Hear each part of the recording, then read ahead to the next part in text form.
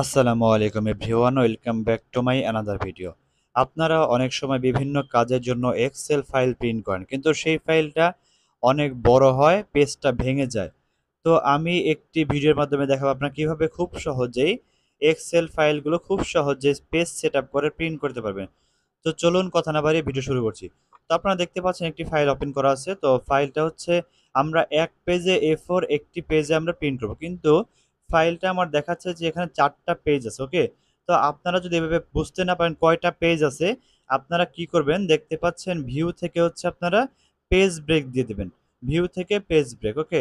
দিলে দেখতে পাবেন যে আপনার কয়টা পেজ হবে। তো দেখতে পাচ্ছেন পেজ লেখা আছে পেজ 1, তার মানে এতটুকু হচ্ছে পেজ 1, পেজ 2, পেজ 3, পেজ 4। এখন আমরা এটাকে কিভাবে একটি পেজে সেটআপ করব এবং প্রিন্ট করব, ওকে? তো আপনার ফার্স্টে দেখতে হবে এটাকে আপনি পোর্ট্রেট করবেন না ল্যান্ডস্কেপ করবেন। তো যেহেতু আমার এটা হাইট বেশি উইডথ কম, সেক্ষেত্রে আমরা এটাকে পোর্ট্রেটে প্রিন্ট করব, ওকে?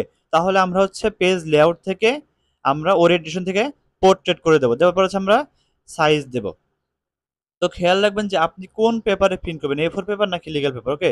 তো আমরা A4 এ প্রিন্ট করব, সেজন্য আমরা এটা A4 সিলেক্ট করে দিলাম। তারপর হচ্ছে আমরা মার্জিন যতটা কম দেওয়া যায়, এটা আছে টপে আছে 0.75, বটমে আছে 0.7। আমরা হচ্ছে টপ বটম লেফট রাইট আমরা হচ্ছে 0.25 করে দেবো। তো কাস্টম মার্জিন ক্লিক করার পর আমরা হচ্ছে 0.25 সবগুলোতে 0.25 করে দেবো, দিয়ে হচ্ছে আমরা ওকে দেবো। তাহলে মার্জিনটা একটু কমে গেল, আমার পেজটা একটু বড় হলো, ওকে? এবার হচ্ছে আমরা যেটা করবো, আমরা হচ্ছে এই যে পেজ ব্রেকের অপশনটা আছে, আমরা এটাকে ডান দিকে ধরে একটা পেজ করে দেবো, ওকে? দেখতে পাচ্ছেন তাহলে চলে আসছে, এক পেজে হয়ে গেছে। আমি যদি কন্ট্রোল পি দিয়ে আপনাদের দেখাই, তাহলে আপনারা দেখতে পাবেন যে কন্ট্রোল পি, দেখতে পাচ্ছেন পুরোপুরি এক পেজের মধ্যে সেট আপ হয়ে গিয়েছে। আপনারা এভাবে আরও কিছু কাজ করতে পারবেন।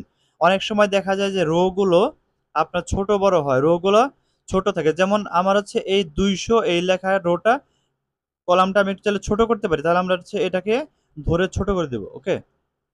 এভাবে ছোট করতে পারবেন। দেন হচ্ছে এটাকে হালকা একটু বড় করে দিতে পারেন,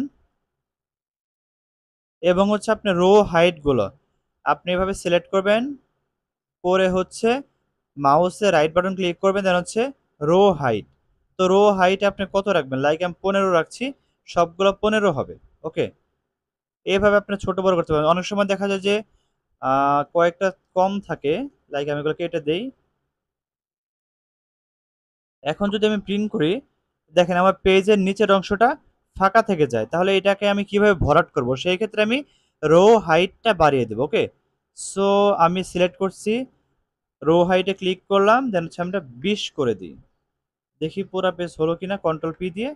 এখনো পুরা পেজ হয়নি, আমি রো হাইটটা আরো বাড়িয়ে দেবো, আমি 30 করে দিচ্ছি। এখন দেখি, এখন মোটামুটি পুরো পেজ হয়ে গেছে। তার মানে বোঝা গেল আপনার একটা ডকুমেন্টে অনেক বেশি লেখা হলে আপনি পুরো পেজ সেট আপ করতে পারবেন, এবং যদি একটা ডকুমেন্টে কম লেখা থাকে তাহলে আপনি খুব সহজেই পুরো পেজ সেট আপ করতে পারবেন। এভাবে আপনারা নিজেরাই ঘরে বসে নিজেদের কম্পিউটার দিয়ে এক্সেল ফাইল সেট আপ করে নিজেরা খুব সুন্দরভাবে প্রিন্ট করতে পারবেন। এবার আসি, যদি কলাম যদি অনেক লম্বা হয়ে থাকে, যেমন এই কলামটা এত লম্বা আছে, এটা লম্বা আছে, এটা লম্বা আছে, ওকে, এটা বড় আছে, তাহলে আমরা কি করব সেগুলো? আচ্ছা, তো সেই জন্য আমার যেটা করতে হবে, আমরা দেখব যে একটি কলামের সর্বোচ্চ লেখা কতটুকু। যেমন আমি এই কলামটা এফ এ কলামে এই জায়গাটাতে ডাবল ক্লিক করব, এটা ছোট হয়ে গেল। আমি টোটাল ডাবল ক্লিক করব, ছোট হয়ে গেল। তো এটা টান দিয়ে ছোট করে দেব, এবং হচ্ছে রিমার্কটা আমি ছোট করে দেব। তো ছোট করে দিলে আমার এক পেজে হয়ে গেল। আমরা এভাবে নিজেরা খুব সহজে এক্সেল ফাইলগুলো প্রিন্ট করতে পারবো, ওকে? সো ধন্যবাদ সবাইকে সম্পূর্ণ ভিডিওটি দেখার জন্য।